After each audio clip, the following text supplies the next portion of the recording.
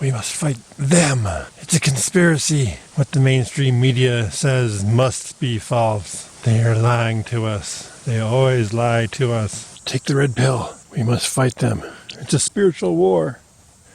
We must resist the hidden bad guy.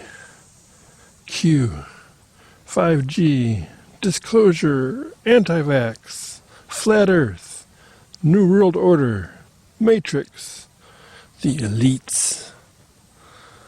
All good stuff to hate. Well, I want to cover this board fairly quickly. I've been through some of this before. It's not really what I want to go with on this channel, this semi-political debate type stuff. But I'm a little bit disillusioned by the whole movement, put in quotes, sort of the New Age type movement. And I hate to use the word New Age because it's got such a bad reputation as it is. But, you know, at times it's well earned. The conspiracy buff control vector. It's just become so easy to control people nowadays with conspiracies. All you have to do is float out some conspiracy and you'll create all kinds of hubbub and division, or at least activity. At least get some views on your channel.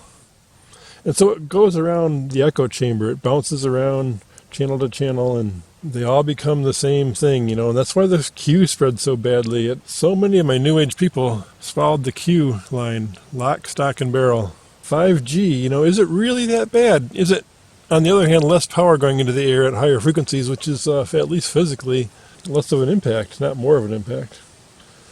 You don't want to hear that, though. Now, what it does on the psychic realm, if anything, you know, it's another conjecture, but as far as physical goes, it's actually less harmful than 4G. What about disclosure? Is it finally going to happen? We've had a certain person saying, you know, that disclosure was right around the corner. He's been saying it for 30 years. So are we going to get a real disclosure? And, you know, it's just one thing after another like this, and it bounces through fear of the New World Order. You know, if you get a vaccine, then you're bowing to the New World Order. And there's so much anti-vax stuff going on the internet right now. It's enough to scare the pants off of anybody. But you have to take it in stride. You have to listen to people on the other side too. You have to listen to experts, people who actually are in the field. People who actually look at the numbers.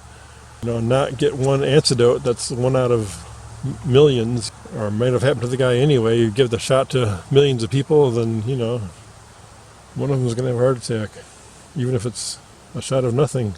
And there's all kinds of gaslighting and projection going on in this too, you know, political oversights. I'm not going to go into that, but it's the same crowd kind of pushes all this stuff. I kind of wonder if the flat earth thing was a test to see how far people would go. You know, just let's float that one out there and see how many people, you know, do it. And the people who follow that, you see how stubborn they are when they're presented with even tests. Oh no, that's distortion from heating effect.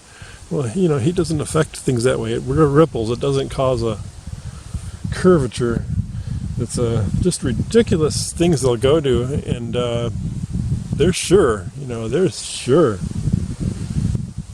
So that's just so strange what people want to believe, and how certain they can be about it, and how their beliefs get reinforced back and forth, channel to channel, in this little echo chamber we've got going on. And it's, you know, we must resist the hidden bad guy. There's always a conspiracy out there. You know, pick your rich billionaires on this side or that side, perceived side, and they're the villains. Well, maybe they are, and maybe there are conspiracies going on to some degree. You know, I'm not saying there's no conspiracies that have merit to them. You know, clearly the Kennedy stuff was pretty darn fishy. But I digress.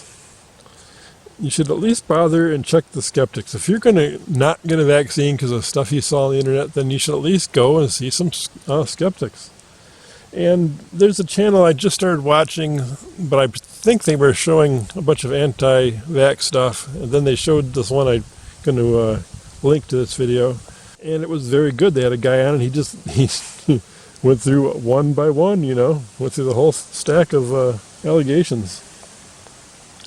And yeah, and then the ivermectin and the fluoxamine, you know, that stuff's like more risky than the vaccine. Ivermectin is actually a neurotoxin that fortunately our blood-brain barrier is able to filter out for us. If it didn't, you'd die from it. It's a neurotoxin.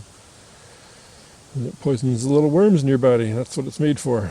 And there's been various things where it's not effective at all, or some have shown, one study showed outliers, showed it as being really effective, and that's been discredited widely. But anyway, see this video for information on all that detail. The main thing I really wanted to get to is the core of the whole thing.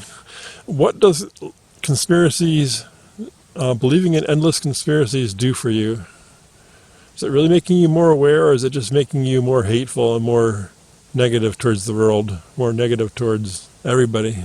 Spiritual power only comes when you can really open your heart and really become positive and really drop all the politics and the crap and be pure, see everybody's point, see everything all together all at once, be the one unified, blissful perspective. That's where the power is.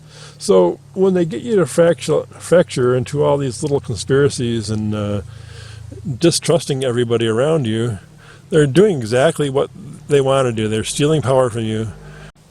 So the whole conspiracy buff thing is a control vector. They get you to hate everybody. They get you to distrust everything about your life, the fundamentals of your life even, and distrust even, when a pandemic comes, you distrust a vaccine to get us out of the pandemic. We'd still have polio, and this isn't like they're going to do it to us every day. So the big focus on conspiracies and trying to believe in things that you can't really prove or disprove yourself, just taking someone's word for you that if it's evil, it must be true. I don't know where this evil, it must become true thing. It's very bad personal etiquette. If you ever listen to Abraham and all that stuff, how these people can do that on one hand and then believe in the power of law of attraction, yet then you focus on conspiracies. It's a really wrong-headed thing to do. I don't see why more people don't see that. I follow this one gal, but she's really getting into the conspiracy stuff, and you should really know that, yeah, you should be skeptical, have healthy skepticism, but read the skeptics too. Don't just read the conspiracy buffs. Get both sides of what's going on. And don't let them take your bliss from you. Don't let them make you hate everybody. Literally half the population hates the other half the population after the insurrection and all that. It's gotten so ragged out there that they're just diverting us. They're just slicing us up to factions and taking our own power away by dissipating it so much. No one has the one-pointed, love everybody, viewpoint anymore. It's hard to have that golden heart. It's stolen by the conspiracy people. It's stolen by all the henpecking and sniping out there. And then you've got, people doing things, the Q and the anti-vax are good examples of where you're actually starting to hurt people. If a big part of the population doesn't get vaccinated because these idiots are basically trying to make themselves popular on this stuff, it's kind of creepy. And I get sucked into it too. I haven't had a flu vaccine in 40 years or more. And I probably won't get one this year because things are still pretty controlled. Didn't get one last year for that same reason. I probably will eventually start getting them though, or at least occasional ones, because I haven't had the flu in a very long time. And I'm getting older and I have less social contact anymore. So at some point I should probably even do that. But I'm a skeptic on vaccines in general. But I got this one. I probably wouldn't have if I'd actually seen this test I saw on TV right after I got the vaccine. I saw an ad on TV, and I've only seen the ad once, so I can't even put my thumb on it. But where you could get a test, a little sample of blood or something, and they would test it to see if you have any antibodies.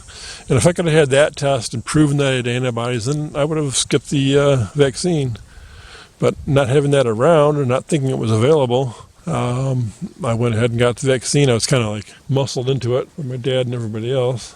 But really, I had the COVID, I'm 99% sure, back over a year ago, back in March of 2020. And it was no fun. I don't recommend it to anybody. I thought I was going to die one night, literally. And I know people who have died from it. So it's not a joke. The mortality rates aren't trivial, especially if you're getting down in age. Even young people die from it. And people who get the disease and don't die from it aren't left unscathed, necessarily. There's a lot of after effects from COVID that people are reporting. myself included, extreme lethargy, and still have a little bit of a burning feel to my skin. It's not as intense as it was the first couple of weeks after, but yeah, I had a feeling like I was sunburned all from head to toe, inside and outside. It's just only slowly dampered down. Even now I feel a little bit more sensitive than is probably normal.